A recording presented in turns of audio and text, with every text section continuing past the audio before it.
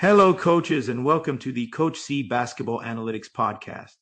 In today's episode, I will look at how the old school game was played, how analytics reshaped it, and why the data-driven analytics game must revolve around possession on both ends of the floor. So let's get started.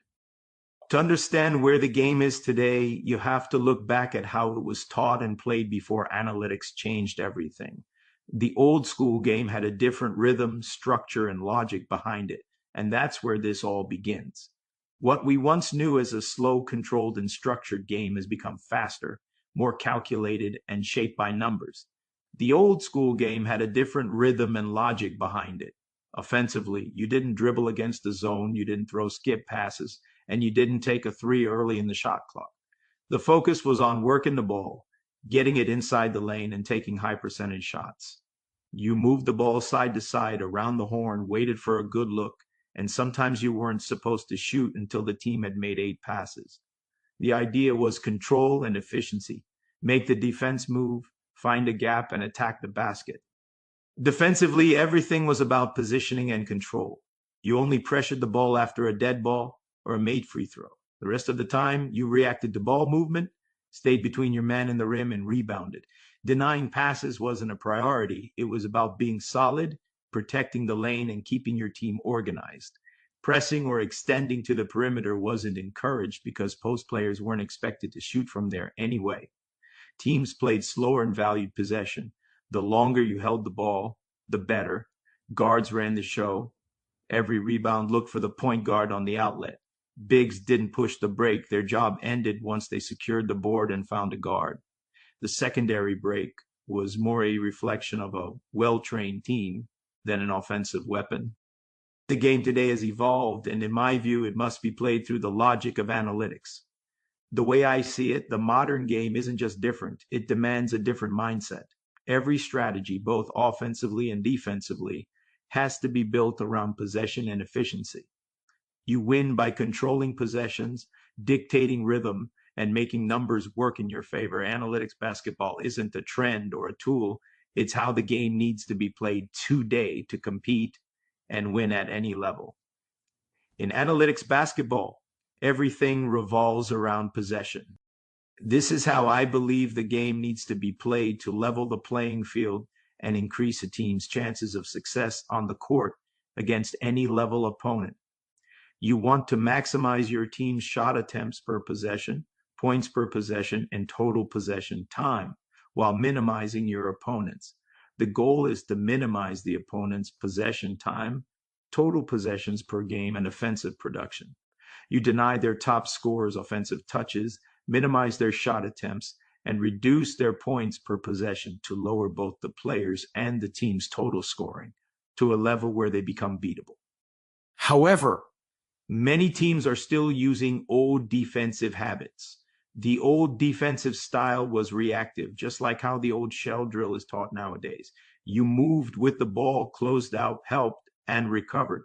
But you don't deny. You react to ball movement. Some of those same concepts are still taught today, especially when it comes to when to pressure and how defensive movement is trained. The problem is that drills like the old shell drill create bad habits. They train players to react to the ball instead of being proactive with relentless ball pressure and passing lane denial.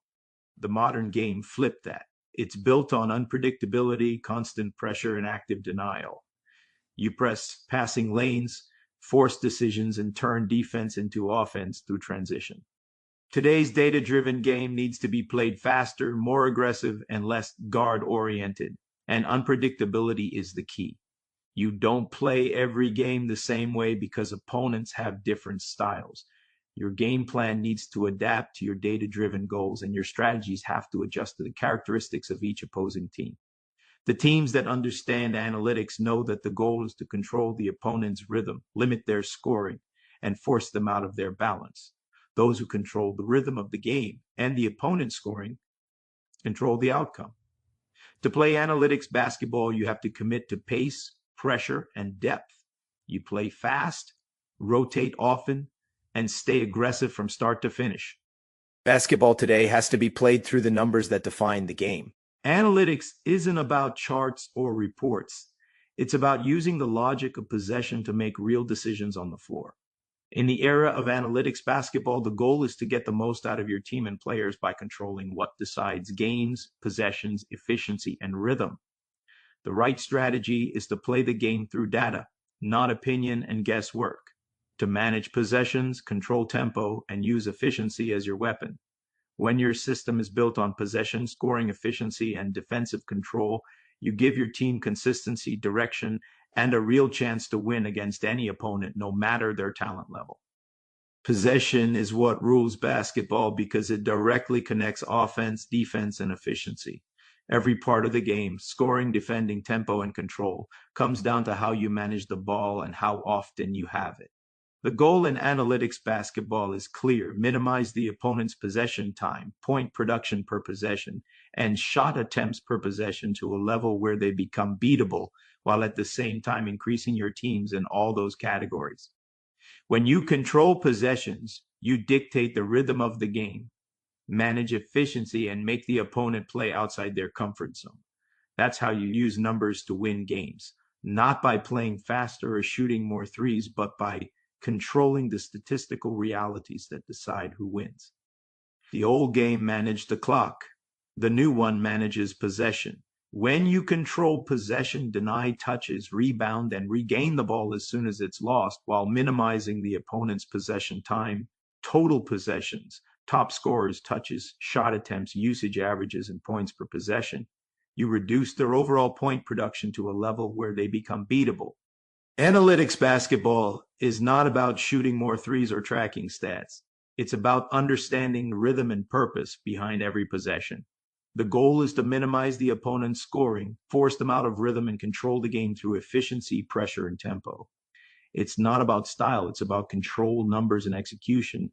That's the game today, and that's what wins. Thanks for listening to the Coach C Basketball Podcast. Until next time, keep teaching the game the right way. Remember, predictability in play style only favors teams of superior talent. The time is now to bring fresh excitement to your coaching, players, and fans. Again, thank you and success. Analytics basketball is built on this logic. The fewer points you allow per possession, the more control you have over the game. You dictate rhythm, you control tempo, and you win by managing possessions and efficiency better than your opponent. Rebounding and regaining ball possession as soon as it is lost is a must strategy. It defines how you defend, how you attack, and how you dictate pace. If you press and force contested or off-balance shots, you have to finish the play with the rebound. And when you lose the ball, the mindset has to be to recover it immediately. That's how you maintain pressure and control the flow of the game.